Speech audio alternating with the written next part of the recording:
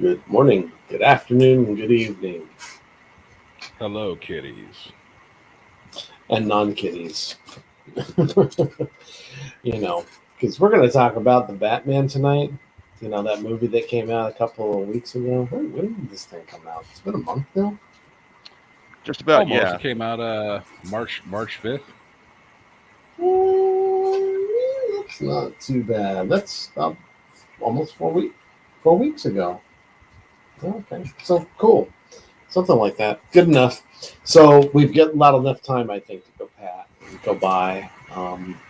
Whether by design or by coincidence, doesn't matter. And now I think we can talk about it with spoilers and all that other stuff. You know, what you liked, what you didn't like, and your overall impressions. So, the Batman. So uh, this is an interesting movie. It's 3 hours long, and I have to say I really liked it. Just right off the top, I think it was good.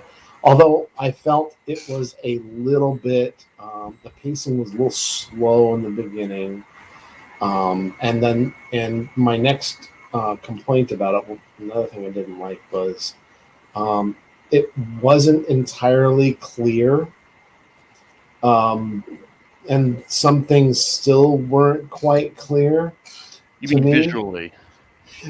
It was really dark. I'm talking about even plot wise. It's like, okay, well, what's the purpose of this? What's the purpose of that? The one thing I did get, and the thing I do like is I like the villain in this. The Riddler. I think this is a fantastic take on the Riddler, and really dark one at that. And this really comes off. And I'm gonna tell you some of the other things I did like. Number one, him. Number two, I liked the emphasis of Batman being the detective, and then this feeling like almost like a Seven style, like movie. Like it's just like gruesomeness. Just like little things here and there, and then I really liked that. I thought it was cool. Um, I also liked the kind of rougher look. It's supposed to be like year two or something like that of Batman. I also like the fact that we didn't sit there and as much as I like, maybe the Michael Keaton portrayal of Bruce Wayne, and then the Christian Bale portrayal of Bruce Wayne. I actually am fine that we didn't get a lot of Bruce Wayne in this. I really didn't. I was like, I also appreciate that we don't see like origin stuff. Like here's Thomas and Martha being shot. By Again. I don't need to see that. I'm glad and I'm happy that I did not see that again. That was ironically refreshing because we don't need that setup. We've had it plenty of times. It's like the setup of Peter Parker being bit by the spider. I mean, okay, it's fairly common knowledge. Although if you don't get that, I might direct you to somewhere else. Um, but yeah, some of my initial impressions of it. So we're right there. So fellas, what do you have on this one? Well, I definitely agree with you about the emphasis on Batman's detective skills. It's like I really appreciated that. Probably more than anything else in this film, just because it's like it's something that really falls by the way it tends to fall by the wayside in like these in his film adventures. Like here, it actually felt like he was actually like did a good job of puzzling out the Riddler's clues.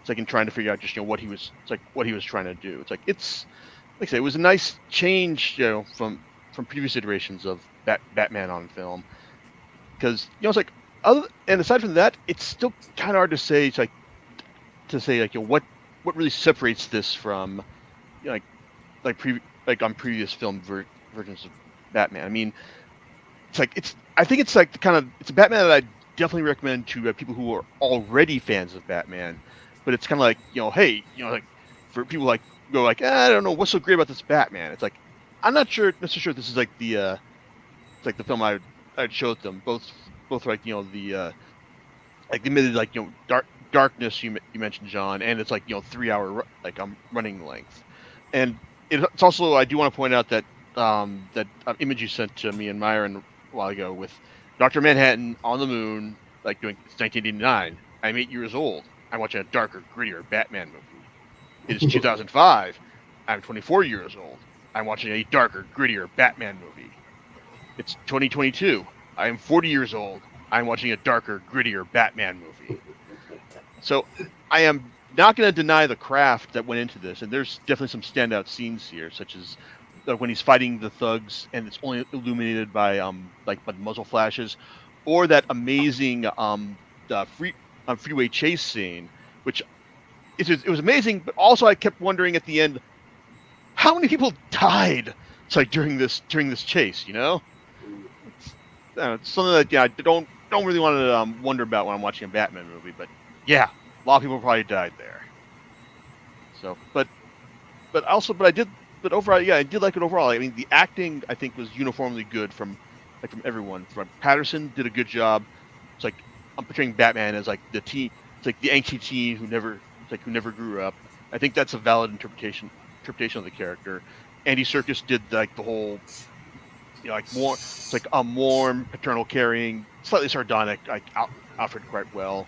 Same with Jeffrey Wright. I'm just nailing Commissioner Gordon as like the one Batman's one friend on the force. And it was interesting to see how much Batman worked with Gotham PD in this.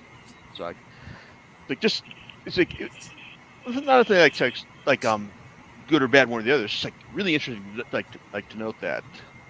But overall, it's like I enjoyed it, and I'd like to see what they got planned for the next one.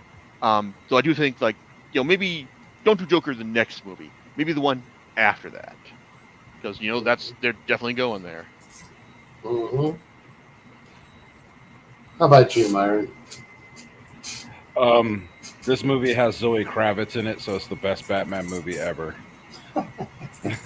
Hell yeah! So no, but seriously, like, yeah, I did really enjoy this, Batman movie a lot. Touching on some of the things you guys said, yeah, this is a 3-hour film. So my suggestion is that you go to a theater that has recliner seats because you're going to need to be comfortable for this entire ride. I really loved how they kind of brought out Batman's detective skills and prowess in this film. Jason, you might be able to, attest to this a little bit more than I can, but it really did feel like it harkened more to, Detective Comics than it did with just that bam pow action, like too much action Batman. But this movie had like a lot of great action, but I think to, John's point with the slow build, I mean, it's building a mystery and building a case to be solved. What they did with the Riddler, I mean, his look and his design like really harkened back to Hush, the Hush storyline to me. And I love villains that, clearly they're the bad guy, but I love it when they make villains, their drive and what they're doing in the storyline. Yeah, where they got a point, and you can't necessarily like hate on their justification. And like once everything was laid out on why Riddler did what he did, I really can't, hate on his like reasoning. I mean, we're presented. I mean, I think with each Batman movie, we're presented with a Gotham where like, there's an extreme class separation between the wealthy and the poor. It never really seems to be like that middle class, and I feel like we get that really on display within this movie, just how how thin that line is in Gotham's class system. And this is why Riddler felt the way he did, and that the orphan, the poor orphan Bruce Wayne, let's carry him and feel sorry for him, and he's so brave, when you have orphans every day on the streets of Gotham not getting the same recognition and care that the rich orphans do. And so I think Paul Dano did a fantastic job in his kind of like maniacal, over the edge, being pushed over the edge characterization of his drive in doing what he was doing. And so I love the Batmobile in this film. Like, I thought it was too simplistic at first from the trailers, but seeing it in action and feeling it in action, because with that Dolby surround sound, I mean, like the engines revving just rocked the theater.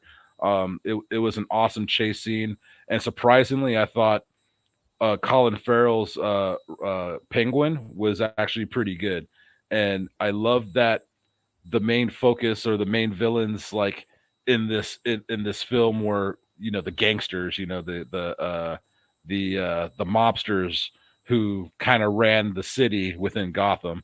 Overall, I felt like, yeah, I mean, I agree, like it was dark, like in not tone of story, but just visually, visually dark, where it's like, oh, you kind of miss some detailings in the scene, but it really added to that moodiness of you know um Batman sleuthing and what he goes through to protect Gotham, during the night, where the police try to handle business during the day. But unfortunately, they were under the pockets of was it Falcone? Yeah, Falcone. So yeah, I mean, it was a fantastic ride, and like you said, I think it was a good idea to kind of start off Batman in his second year of his career, so he's still new. He's still growing as a character. Remember Again, that fall he took? the what? The fall he took. I mean, like, you see him, he's not cold, he's a little rough around the edges. Yeah, it's like yeah. He's not finesse, so to speak, just yet. But but yeah, you can kind of tell, like, okay, he's still got some cool ass toys for being in year two, but he doesn't have like that street experience 100% just yet. And I kind of like that, and hoping that as they continue on with this series, we get a little bit more we get a little bit more time seeing him grow. Like, maybe the next film takes place like 2 years after, 3 years after, so on and so forth. But to your point, John, I mean, earlier about not having to regurgitate Tom and Martha Wayne being murdered. I mean, I think we've gotten so many Batman movies, in our lifetime, and even so many other comic book character movies. I don't think the origin story needs to be regurgitated at the beginning of the film anymore. No, so this time we got Tom and Martha Wayne's character assassination. I'm sorry, what? We got Thomas and Martha Wayne's character assassination. Oh yeah, you're talking about, like, damn, what? Her maiden name was Arkham, right? Sins Yeah, of the you're Father. talking about that scene. Yeah, that was a little shocking to me. Like, oh my goodness, like, little skeletons in the closet in the Wayne family right there. Well, and it was shocking. I was waiting for it, though. I'll be honest with you, because I'm like, I wonder if this is going to be, he's going to wrap it. If there's like some, like, he can tie that into Thomas and Martha Wayne somehow, or if they were a part of it. And that's what wound up. They wound up writing that into the story, which actually I was like, However, it was played to good effect, and I like that in the story. Like, they kept it ambiguous. It's like, was he? It's like, was Thomas a bad guy, or is he just like a good guy pushed to extremes? Like, I appreciate the ambiguity they put in there, and that's also seems like it's basically something like, as much as Batman wants to solve everything, this is one thing he's just not going to be able to. And the Riddler really wanted to make Bruce Wayne feel guilty, though. He's like, it's your father's fault. You and this had an interesting effect. Like, as in, like, it makes him think about, like, okay, it's like the basis of what I do is to help clean up Gotham, or to like follow in my father's footsteps, and to like get this little revelation that his hands were dirty as well. It kind of I think, maybe if I'm correct me if I'm wrong, but it made him think about that. The character Bruce Wayne think about that, like re-examine his motivation. Yeah, because I mean,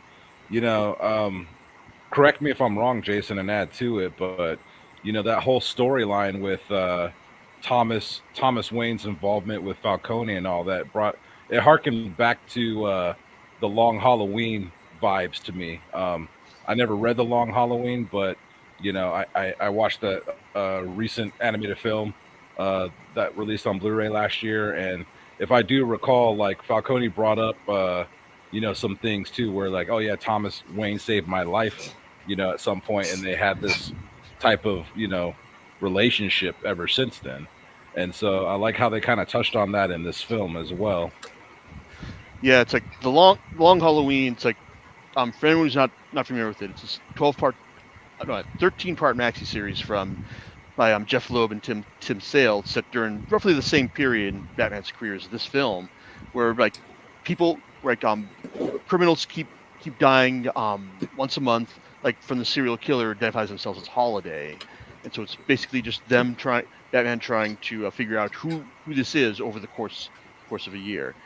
I've heard that people some of the reviews I've read have basically said that this was like a big influence on the film, but it's only like kind of sporadic, because the Riddler, he was in the Long Halloween, but he wasn't one of the main perpetrators of the crimes. It's like he but the bit about Thomas Wayne saving Falcone, that was in there. And every time I see like Falcone show up in a Batman story, I keep thinking of that storyline. That's kind of basically that's like the story that gave him like the biggest exposure to to a modern audience. So I think anyone who's familiar with the character, it's like usually can like go back, say, oh yeah, he was the bad guy in the Long Halloween. And also too, like what I remember from the Long Halloween is tying Selena Kyle as being Falcone's daughter, and which they did in this movie as well. Yeah, that's definitely a thing. In fact, Loeb and Sale even got a whole interquill out of that, because in there's a follow-up to the Long Halloween called Dark Victory, and between those was Catwoman when in Rome, where Selena and the Riddler go to Rome to try and figure out her her exact parentage. So, and it goes badly for one, maybe both of them. It's been a while since I read that. I'll have to take it off my shelf and read it. But yeah, that's a good refresher there. But I think what Jason said earlier too, which I loved, is Jeffrey Wright's Gordon. This is before he was commissioner, and he's just a beat detective, and I like that it already kind of established that Jim and Batman had that kind of like understanding and relationship, like working together. Like, I'm gonna work behind the scene, I'm gonna work in the light, by the book of the law, but I understand that sometimes the law can't reach certain crevices of the dark, or there is some corruption within the department in itself. I need you as backup, and I need your ability to fight in the dark to be able to actually clean up Gotham. And I got that vibe and that establishment, like from the get-go of their introduction and relationship. So I like how they did the Jim and Batman dynamic in this one. Yep. Yeah, I tend to agree with that. Even was that scene where I think I don't remember where it was, but like Jim basically said, like tells him to calm down, pushes him against the wall. When they were in the police station? Yeah. Mm-hmm. Yeah. Mm-hmm. Yeah. Yeah. And it was sort of like, yeah, okay. And And I think that the question was if, I don't remember, was it that Batman, like, hey, did you know about any of what just happened? Were you involved in this? And then somebody basically says, well, he was, you know, um, you know, he was there. So, it's, maybe they wanted to assign blame to him, but, and by the way, and Batman does not do the whole like, and he's gone thing. Mhm. I think I maybe saw Right, it no. once. Wait, And I yeah, like he that. did it once. Yeah, Again, he didn't have that finesse just yet. So yeah, I and, don't. and quite honestly, it's played a little too much. We've seen it enough. Oh yeah, Again. if you think about this, the time he does it here, it's like he's leaving because, oh my God, there's something I got to do. It's when he finds out. It's when he realizes that the next target is he's going to be the next target, but Alfred is answering all of his mail. Yeah, that's right. That's right. Yeah. Um, so what do we think of Gollum? As Alfred. Hey, in terms of like all the distinguished English actors who have been Alfred, I mean it's like kind of like the film itself. I mean like I think he does a good job, even though I'm not about to say like we're talking like best ever here. So. Yeah. I did find that scene in the hospital where he's there, kind of pointed. Yeah, it's kind of pointed, where he confronts him. Ooh, man, that's pretty good stuff. But doesn't he ask him about? He basically asks him about things that were hidden from him, especially the whole Falcone thing. Yeah, his father's relationship with Falcone. He was upset that that truth was hidden from him. Yeah, it's crazy. I liked it though. What I thought what was different that I didn't necessarily care for was like no Wayne Manor per se. Like there was a Wayne Tower, like a Wayne penthouse, and that was a little different for me because I was like, oh, where is this Wayne Manor? Like where the hell are they? But then they're in the middle of the city. Obviously growing up with Batman, we know like Wayne Manor is like out in the outskirts and where he can kind of really stay hidden and keep his identity a secret and private. Not that I didn't dislike per se, like that their main base of operations was in the heart of the city. It was a little different for me to adjust to, but I think after thinking about it and mulling it over, I'm like, I guess it kind of makes sense because if Batman is in the heart of the city, he's more in tune to what's going on and what crimes are being committed, so he might be able to get to places a lot sooner. But then it's like for me, Batman being on the outskirts, that was like the best way for him to show off his like, badass, Batmobile or Batwing to get to Gotham in time to save the city. But and then this also still lines up with my whole like they've de-emphasized like the whole Bruce Wayne element in this story. Pretty much, it's very muted, even to the thing where it's like, oh well, Wayne Manor and and all of the toys and everything else. You get to see it like the room, a few of the rooms and stuff like that. But man, they just kind of was like it took a back seat visually, I should say, right? Well, the other thing about Bruce Wayne in this film is that this is the Batman film with the least distance between Batman and Bruce Wayne. I mean, what do you mean by that? I mean, like think about whenever we see like Bruce Wayne like in public in like any other Batman film, like he's acting just kind of like it's like your standard disaffected playboy. Right. We don't see that. Really. Yeah, it's at all.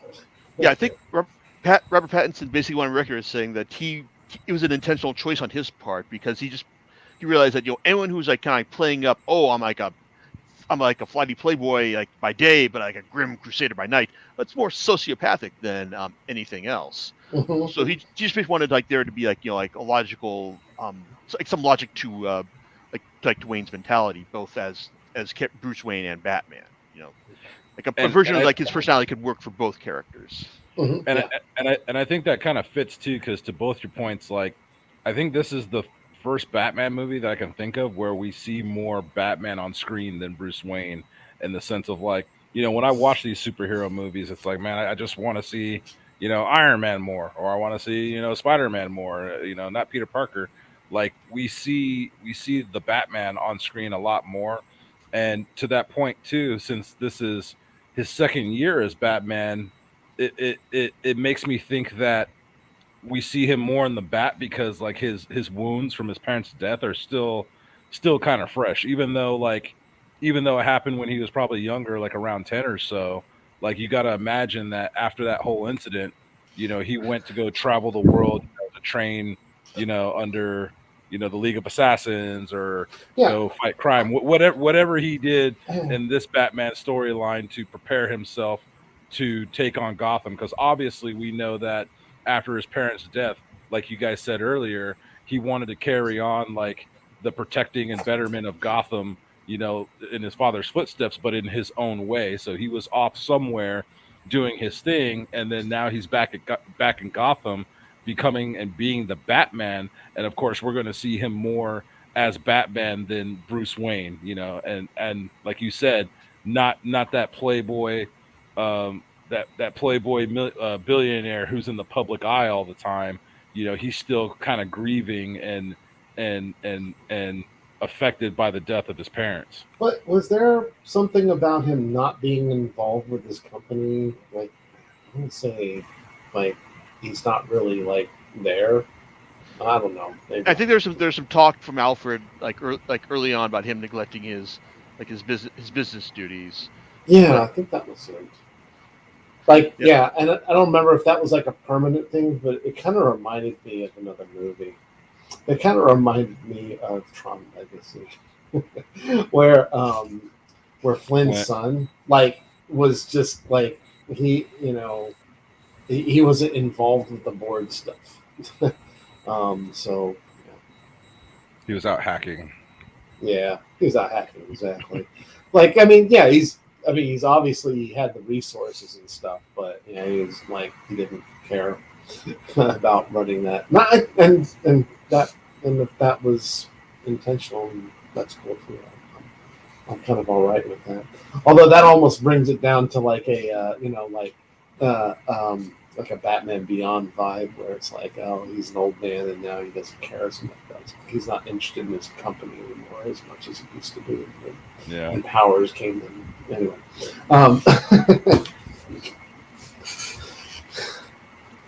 So yeah.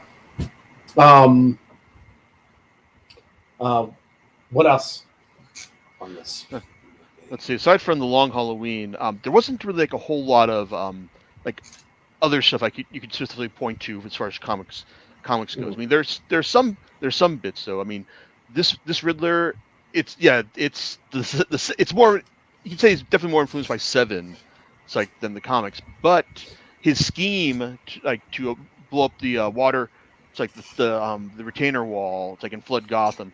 It's kind of analogous to what he did in Scott Snyder and Greg Capullo's 0 Year storyline, where he turned Gotham into like a feral playground where its citizens had to get smarter in order to survive. Yeah. Right. So that and also Snyder is basically like said that he really appreciated the fact at the end when Catwoman basically tells him, "Oh, you're spoken for," and he basically says like, "Yeah, it's basically." Because Snyder's Batman was someone who was basically committed to Gotham, like the city itself. And he basically took that to mean like, yep, Batman and Gotham. That's his true love right there.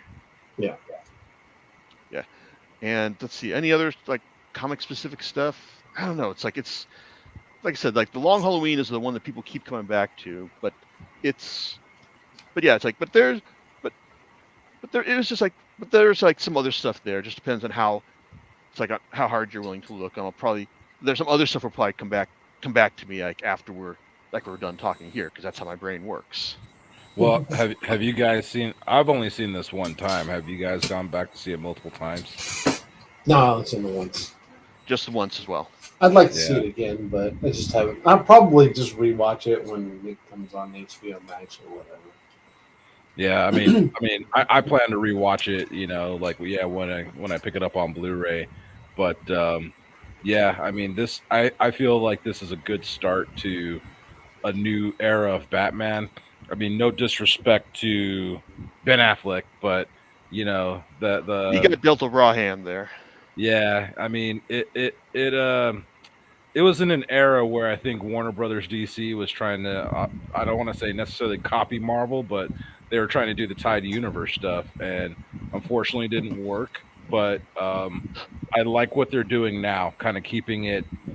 I guess from my interpretation, I guess there's still a tied universe, but then these movie like by keeping these movies contained, like we're getting better products and better stories being told. However, I think with Flashpoint, maybe that'll be a way to tie some of these characters and stories together. Who knows?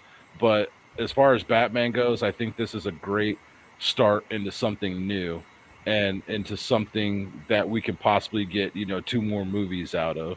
And, Robert Pattinson, at first when he was announced, I was a little apprehensive, but he's a good actor. I've seen him in a lot of other movies, and you got to give these movies a chance before you can really like write it off. And sure enough, like as much as I love Batman, like this movie just didn't disappoint. Like I think he did a good job. Yeah, well, it's a So- good thing you like. It's a good thing you like this because there are certainly going to be movie sequels. There's already been talk of at least two Peacemaker style spin-offs for this movie. One One with featuring the Penguin, yeah, and the other one focusing on Arkham Asylum. There was going to be there was going to be a GCPD one, but apparently Matt Reeves has said that's basically on the back burner or has morphed into the Arkham project. Well, that should be interesting to see. And who knows, maybe this could like signal a reboot in DC universe. Who knows? I don't know about this Flashpoint. But, you know, maybe they'll explain it. Well, we already know there's going to be at least two Batman in that film, so we'll see if they're Yeah. going to go for the hat trick there. Yeah, maybe so. Right? Yeah, I thought that. I did think that. And one thing we didn't touch on is design-wise. Like, what do you guys think about this bat suit? I really dug this bat suit. Almost Hey, more wait! than Did the bat like symbol like he was able to take it off? Is that his batarang? Is that what I want to say? Yeah. He could take it off and batarang it, but yeah, I thought this was a pretty dope bat suit. Oh, I think no, I liked it. it's kind of bat suit I'd wear if I was going to go out and beat up a bunch of armed thugs in a city. Yeah. I think that's another thing I appreciated about this is that there wasn't really explanations on the gadgets. Like we didn't need a James Bond Q here to explain all these things. He just used things, right? Yep. And Yeah, I I mean- appreciate that. This is I'm pointing out things. It's like which are essentially like you expect to see, and you barely see it if you don't see it at all. And I appreciate that storytelling aspect. Yeah, I do, and I think this batsuit was great. There was an emphasis on things. Maybe there was an emphasis on the jet in the car, but I like the car too. I did. I was like, I don't need to know too much about it. I just need to know it goes fast. Yeah. It's got a little flame in the back. They have to have that. But I mean, like outside, or jet engine or whatever the hell it is, right? That's all I need. I don't need much. Well, at this point, like you said, like we've gotten so many Batman movies, we know A, that he's rich, B, that Wayne Industries is, involved in many different, businesses, which includes military tech. So we kind of, they don't really have to explain it. We already know, like, oh, okay, like, he probably dug this up from his R&D division, or like, oh, this is probably a jet engine, like, Lucius Fox was working on, and he just stuck it on the back of a car. You don't need to explain that. We kind of, we as viewers, we kind of mentally fill in the gaps with the Batman history we already know from past movies. And I didn't hate those things. I love Lucius Fox. I like crap. Why is the actor's name like skating? Morgan Freeman. Thank you, Morgan Freeman. I like his acting in that. I like all that, but I'm like, cool. Do this. This is great. Fantastic. You know, it's like it's just a tool to move the story along. I don't need to Mhm. explain the tool. Right. So yeah, that's how I feel about that. Well, this is your company, Mr. Wayne. Yeah. Did you know that? Yeah, I'm a billionaire, bitch. Like, of course I know that. It's like, are you saying this for the audience? And he looks at this camera. I mean, you know, Because so- every Batman movie is someone's first Batman movie. True. right? Yeah. Exactly. Yeah. But yeah, you know what though? Is it you know? And that's kind of one of those questions. Is like, does it need to be expository to be accessible? Right? Maybe Mhm. not. You know. It's just the guy who dresses up like a bat and solves crimes. Yeah. That's cool. That's cool too.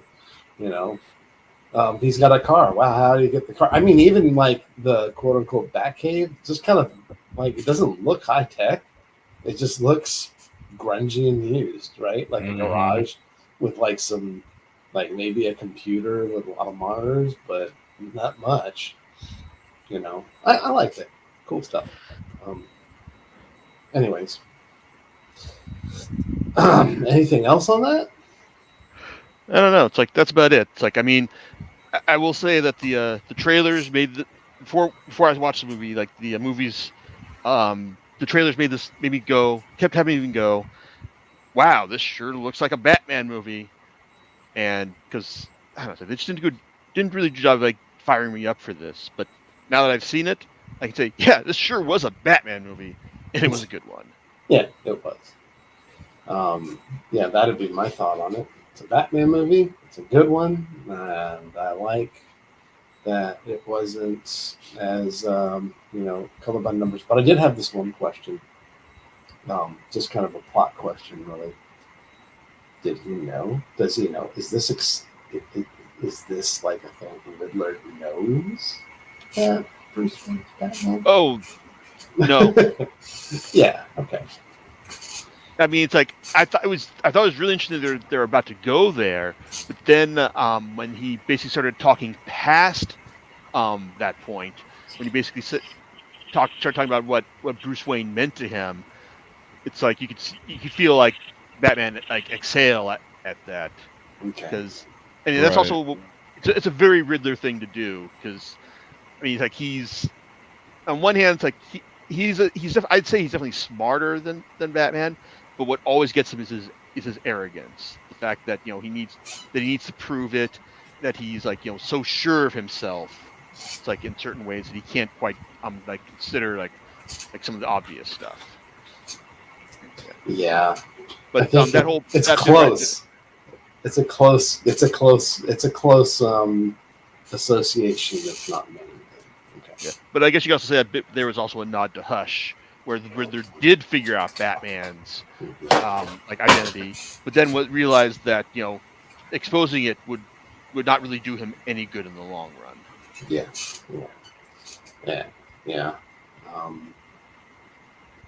Did you think that the Riddler was intelligent in the way he was doing things? Like he knew things enough, or do you think? I guess this is the other question. Like, was it like, hey, Batman, you should check out, look underneath the floorboards because there's the thing, there's the map, you know. Do you think it was that something he missed? He comes back, and which I thought was an interesting scene, by the way. I think he was exactly as smart as the Riddler needs to be, like Right. enough to be a credible threat, but not so much so that he can't be defeated in the end. Like I said, it's that arrogance that that he has to have Batman know that he lost to him, and it was just that whole like telling him, oh, you're not as smart as I thought you were, that kind of the need to rub it in, and to have him make Batman realize that I missed something, I've got to go back. And if he hadn't done that, he would have won completely, but nope. Mm-hmm. On this as well, just on the running time, I knew it was going to be like 3 hours. I think it was 3 hours, right? Yep. at least 3 hours. And I used the restroom beforehand, but I didn't really like check my watch a lot. I'll be honest with you. Even though I thought the pacing was a little slow in the beginning parts, I didn't feel like it to me, and this is just my impression. It didn't feel like a 3 hour movie. So that's actually a compliment from my side, because that is something where it's like, if it feels like a 3 hour movie and it needs to drug on and there's something else going on. So. Yeah, I know what you mean. I wouldn't say it's quite on the level of, say, Dune, where I could have by the end of that movie, I could have sat there and for the next one. So, but yeah, this is a pretty brief 3 hours, and I realize that there's another comic book reference depending on how you want to look at it, because you remember when he's getting beat up by those thugs at the end of the movie, and then he injects himself with something like to give him like rage strength. Well, Venom. That's the fun answer. The boring answer is that he just hit himself with some kind of adrenaline. But like you look at what it did to him, and yeah, it's like any self-respecting comic book nerd is gonna look at that scene and go, "Wow, he probably hit himself with some venom right there." Yeah. And that's what we thought when we saw the movie and we had our discussion. After watching it, and I thought that even though it might be too soon, I thought that it was Venom, maybe alluding to possibly another appearance of Bane in some point in the future. But we've gotten some of those iconic characters within the last Batman films by Chris Nolan. Scarecrow, Bane, Joker.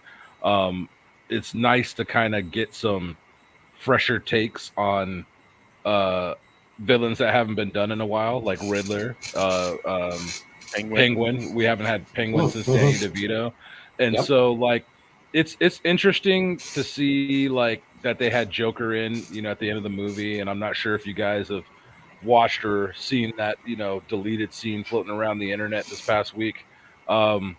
It's cool that they have like that version of the Joker, and it's I like it. Don't get me wrong, but to me, no one can hold a candle to Heath Ledger still, and we just had that Joaquin, Phoenix Joker movie a couple of years ago. Yeah. So I know it was mentioned earlier, like, yeah, maybe save Joker for the third movie, but at this point, like, I mean, there's so many other interesting villains that Batman could tap into, maybe in a more realistic setting, to where I don't know, like Calendar Man or somebody, like do somebody different. I want to see some different villains, and even do Court of Owls. That would be very interesting to see in a live action setting. Like, give us some different villains that haven't been seen in a Batman live action movie. Next. I really hope they don't really push this Joker moving forward, but he's already been introduced, so I'm pretty sure they will.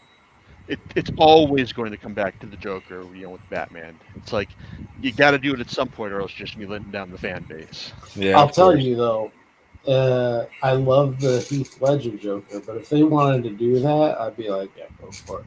And the reason why is because with that Joaquin Phoenix version of Joker, essentially just reset it. Like, for me, it's like, okay, we can't follow in issues. Let's just reinvent the shoes. So, kind of like in terms of performances is really what I'm talking about, right? Right. Yeah, and it also feels like with Joaquin Phoenix's Joker, that's kind of like its own thing, like unconnected from the rest, from any kind of like other Batman films. Like, you don't get the feeling that they were trying to set up a franchise with that. Like, they basically were trying to tell their own story, like, with the Joker. That's exactly what they were trying to do. Now, on the other flip side of this, I guess I'll do the thing that everyone asks or everyone talks about, and it's like, so in terms of Batman movies, like, how do you rate this one? Is it better than, same as, worse than, the other previous incarnations of Batman? Geez, it's like, well, I think most people not as good as the Christopher Nolan movies. Right. As far as like the Tim Burton ones, it's been a long ass time since I've seen them. So, like, I can't. So like it's kind of hard. It's honestly kind of hard to compare. I'd probably say it's better than Returns and so again and Forever. But the first one has all that classic stuff, and Jack Nicholson's Joker, which hey, we were quoting him like before this started. So I mean that's another like iconic thing right there. And I don't think like this film is quite on that level. It's definitely better than Batman versus Superman, but Oh yeah, that's not That a doesn't high count. bar, right? That doesn't count. That's not really a high bar. So that's a yeah.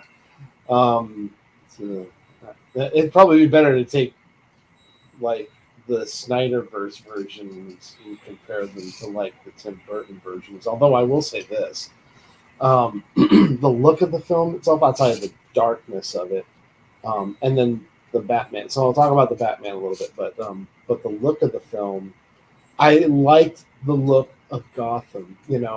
In Batman Begins and The Dark Knight and The Dark Knight, we get a very realistic like you could like walk. It's like you're walking through New York or some other, like with no exaggeration. You go to Tim Burton's like Gotham City, and it is hyper exaggerated, right?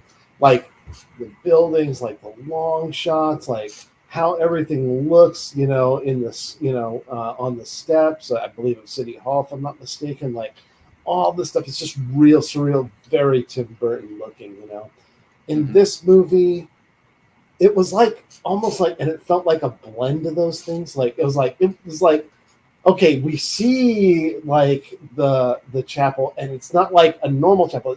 It feels like a different kind of style. Like I don't think I could. It looks like a cathedral. It just looks like like a really just slightly exaggerated cathedral. That's how I thought of it. And things like that, and the way the cityscapes look. In terms of like Batman, I think that it's not as good as the Christopher Nolan Batman. I like that characterization. I also like that that's a complete art, like a complete story in a lot of ways. Even though I know that there are other plans for the third movie, but I did like that for the way that they kind of did it. I like this on a similar standing, like. But I don't think it's better than, but I don't think it's, I think it's like, second runner up, man. It's like, it's really a lot better than, what we may have gotten before. And as for, the Batfleck version, okay, fine. That's all right. I know that was a whole thing that maybe an unrealized universe or whatever, but I don't mind that they're the individual stories like this. Now and the Tim Burton movies, that's fine. They kind of like encapsulated, in my opinion. I don't count those other things that came after it, with Val Kilmer and George Clooney and all people. But yeah, it's like okay, that's like them copying something that they saw before, but and was really kind of cheesy. And I saw them, right? I saw them both in the theaters, right, when they came out. All of those. In fact, the only ones I didn't see in the theater was The Dark Knight. No, wait, Batman Begins. I did not see that one in the theater because I was one of those people who was like, you can't replace that Michael Keaton Batman. He was insanely cool. Like that was influential. So the first panel of Manhattan. That's where I was for a while. But then I watched it and I was like, okay. And then I wound up watching The Dark Knight like I think 6 times, and one of them being on IMAX, actual IMAX. But yeah, how did I compare it? I thought this one was really good, and I'd watch more. I'd watch follow-ups to this movie, for sure. Well, hopefully, and that they would be just as good, So there's what I have to say on that. Yeah. So I think it's safe to say that we're all looking forward to what's coming next. Yeah. I think it's a good direction, and definitely the Riddler is like insane, like, and I like an insane villain. I like DC villains. Yeah. They're cool. What can I say? That thumb's like, great, do it. Like they're just nuts. It's just like this Riddler is just crazy. So yeah, definitely an A+ on the villain. Cool. All right. So last thoughts. Anything? I'm good, man. Yeah. I'm good. All I can say is, if you're listening to this, hopefully you already saw it. So if you haven't, go see it. But Oh, yeah. I can't wait to add this to the physical collection. Cool. All right. We'll catch you next time. Talk to you later. Good night, kitties.